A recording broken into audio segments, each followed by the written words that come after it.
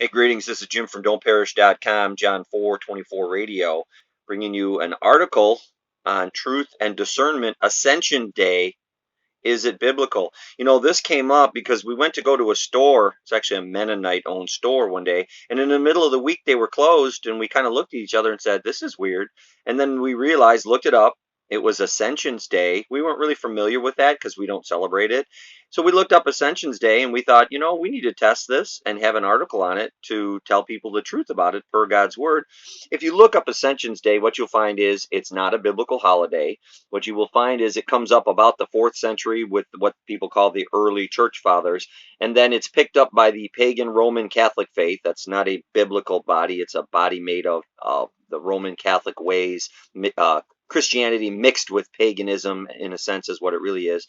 And they took that day and they ran with it for all those centuries. And then the Reformation came up.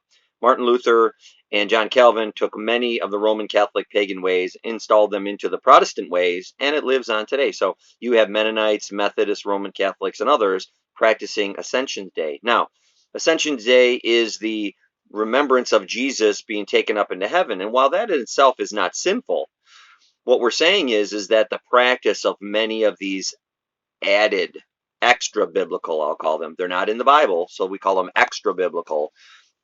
They're added to God's word, and God's word says don't add to it. God never instructed us to celebrate Christmas, Easter, Ascension's Day. Why are his obedient people doing it? That's a good question to ask yourself. Go to the link below, take you right to the article in the Spirit and Truth blog, and it will help you into the truth about Ascension's Day, whether it's for God's true people, or is this just another man-made practice adding to the things of God when he says in Revelation 22, don't add to my word. Also says it in Deuteronomy, don't take away from my word.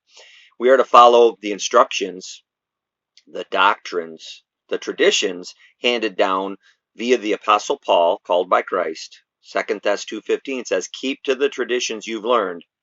Ascension's Day is not part of that for God's obedient biblical people. Check out the article. Check out dontperish.com.